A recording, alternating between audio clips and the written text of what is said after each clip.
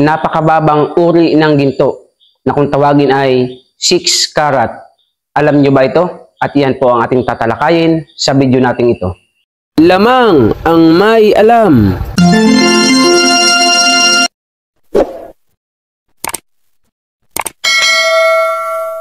Magandang gabi po sa inyong lahat, mga kaibigan ko dito po sa ating channel, More Than Treasures. So, ang ating pong tatalakayin sa video po natin ito ay tungkol po sa 6 karat na ginto.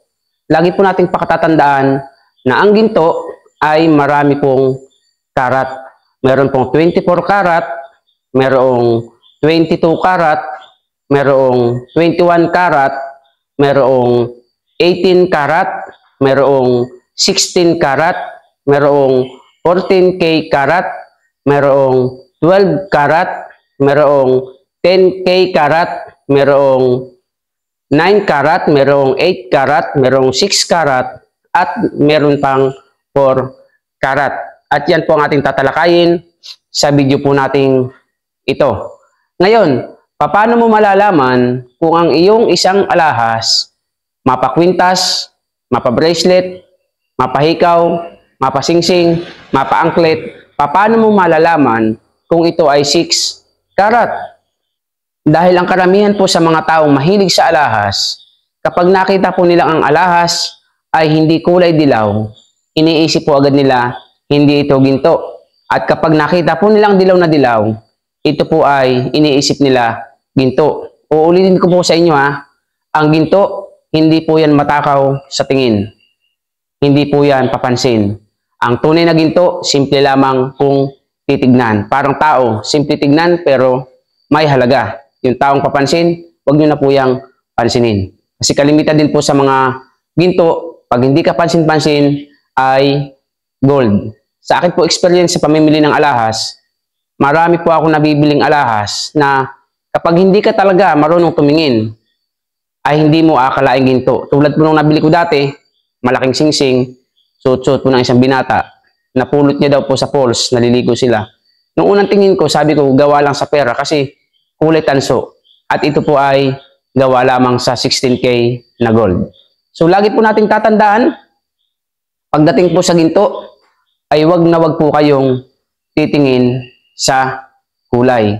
Mas lamang po, dapat marunong talaga kayo tumingin ng mga original na tatak ng ginto upang sa gayon, kapag kayo ay bibili, hindi po kayo magkamali at hindi po kayo ma-fake. Dahil sa panahon po ngayon, napakarami pong alahas na lumalabas. May mga tatak na 18K, gayong siya ay 10K lamang. Kasi madali lamang po yan eh. Ang 10K kulay pula. Tapos tatatakan po nila ng 18K. Itutubog po nila sa gintong 18K. Ay di ang kulay nga naman ng iyong 10K ay 18K na. Tapos may tatak pang 18K. Kung hindi ka po marunong sa alahas, talagang iisipin mo is 18K. Kaya po napakahalaga sa mga namimili, nangungoleksyon ng mga gold na alahas, marunong po kayong tumingin ng mga original na tatak ng alahas na hindi po pwedeng gayahin ng peke o hindi po pwedeng gawing fake na tatak sa mga original na ginto. Hanapin nyo na lamang po yan sa ating mga video, yung original na tatak ng alahas. So sa video po natin ito ay pag-aaralan po natin yung tungkol po sa 6 karat sapagkat ng 8 karat na ituro na po natin. Ang original po na kulay ng 6 karat ay maputla na pula na medyo na po nangingitim. Kaya isipin mo, tanso ang singsing niya. Kapag hindi ka po talaga batikano at sanay sa alahas. Dahil ang kulay po niyan, mapula na maputla na naghahalo na po ang itim. Kulay, mas mapula pa nga po ang tanso eh. Medyo maputlang pula na medyo maitim-itim. Tapos kapag ka ito po ay singsing at inamoy mo, talaga pong malansa na. Kasi ang gold po, 14K pataas, 10K pataas. Kahit po subukan nyo. Kung may alahas kayo, kwintas, singsing, na ito po ay 10K pataas, amuyin nyo po. Wala po yung lansa. Ano po? Kaya hindi totoo yung sabi-sabi ng mga nagsasabi-sabi na ang tunay daw po na ginto, lalo na gold bar, ay malansa. Dahil daw po iyan ay inaalayan ng dugo. So baka po totoong inaalayan ng dugo yung mga gold bar. Pero yung lansa, hindi po yan kinakapitan ng lansa. Dibuhusan mo ng dugo ngayon yung ginto mo at saka mo hugasan. Tignan niyo po kung magkakalansa. O kaya patuyuin mo, hindi po maamoy ang lansa. Sapagkat ang ginto, hindi po yan kinakapitan ng bakterya. So malinaw po yan ha. Kaya napakalaki ng benepisyo ng ating katawan kapag may suot ka pong ginto. Dahil meron ka na kagad antibacteria na suot-suot lumalaban sa sakit. So ang kulay po ng 6K, naipaliwanag ko na nga. Kapag hinambing o hinalintulad nyo po yan, yung 6K na yan, sa 8K, medyo may pagkakaibang konti. So yung 8K po ay maputla na pula. Ano po? Yun naman pong 6K, maputla na pula na talaga pong nangingitim na. Okay? Ngayon, kasi kalimitan po niyan, walang tatak yan eh. Talaga pong walang tatak ang 8K. Wala pa akong nabili na 8K, 8 karat na may tatak at 6K na may tatak. Kalimitan po sa may tatak, 9K at 10K. Pataas. Gagamitan niyo po yan ng asido. Okay? So, lagi niyo pong pakatatandaan, kapag tanso, ang reaction po ng asido ay kulay berdeng-berde na pure. Ano po? Tapos yung pinagpatakan niya ay kikintab lamang na kulay dilaw. Ibig sabihin, tanso po yun.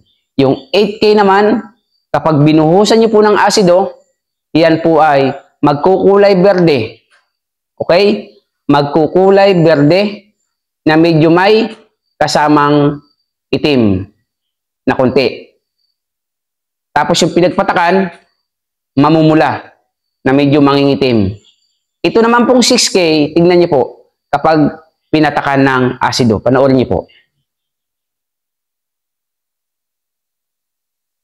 So, ganyan po ang reaksyon ng isang 6K kapag binuhusan po ng asido. Matingkad na po ang kanyang pagkakulay berde na nangingitim. Lagi niyo pong patatandaan, kapag mababa na po ang ginto, 8K pataas, may reaksyon na po yan sa asido. Hindi po katulad ng 14K pataas, wala pong reaksyon sa asido. Tingnan niyo po yan.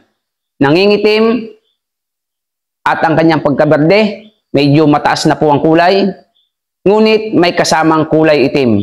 Kung ang kulay berde po niya na reaksyon ay walang kasamang itim, pure lamang na berde, yan po ay tanso na po talaga, walang halong ginto. Pero may kasama pong kulay itim, yung kanyang pagkakaberde, nangingitim na kulay berde, na medyo nangingitim-ngitim po sa gilid. At pag pinunas mo po yung asido niyan, kulay pula po yung kanyang pinagpatakan na medyo nangingitim. So, nawa po dito sa ating video ay may natutunan po kayo. Ano po? Dahil sa totoo lang, kahit po yan ay 6K, yan po ay may halaga. May presyo din po yan. Kaya po, yung mga inaayawan sa pawn shop, yan po ang aming tinatarget. Yung mga magiging tupilak tulad po naming mga lahero, yan po ang aming tinatarget. Kasi malimit po kami makabili. Pagdating po sa pawn shop, sasabihin ng tao, bumibili ba kayo ng gintong parakali? Sabi nila. Kasi sinasangla ko sa pawn shop, ayaw tanggapin. Yun po yung 16K kung tawagin nila gintong parakali.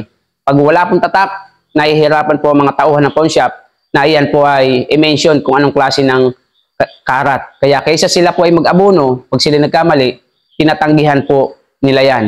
Yung 16 karat at saka po yung 12K, yung 10K, hindi po lahat ng pawn shop na matanggap po niyan. Pero sa ating mga lahirong tulad po namin, ultimo 4K, 6K, 8K, pag sa tulad po namin alahir nyo dinala yan po ay hindi namin tatanggapin sapagkat yan po ay may halaga. Kaya napakahalaga po sa isang alahero yung meron ka pong asido at yung meron ka pong bato sapagkat kung ito ay alam mong gamitin, hindi ka po mapipake at malalaman mo kung ang isang metal ay may halo kahit konti mang gold. Kaya sa mga nanood, sa mga bago sa ating channel, pag nagustuhan niyo po, pakisubscribe niyo po ito sa ating channel Pakihit niyo po ang notification bell, pakilagay niyo po ay all upang lagi kayong update sa ating mga bagong video. Pakilike niyo din po at share. At kung may mga katanungan po kayo, tulad po ng mga followers natin, comment lamang po kayo sa ating comment section. Kung kayo po magpapadala ng mga picture at video, meron po tayong More Than Treasures FB page. Doon nyo po isesend ang inyong mga picture. At sa mga umuorder din po ng asido at bato, doon po kayo mag-chat sa ating FB page. Huwag po kayong mag-alala. Hindi ko po kayo iindyanin pagdating sa usapang bilihan po ng asido at bato. Makabalik lamang po ang aking puhunan. Okay na po sa akin yun. So marami pong salamat. See you on my next video. God bless po sa inyong lahat. Shout out po sa inyong lahat. Mabuhay po tayo. Lamang ang may alam.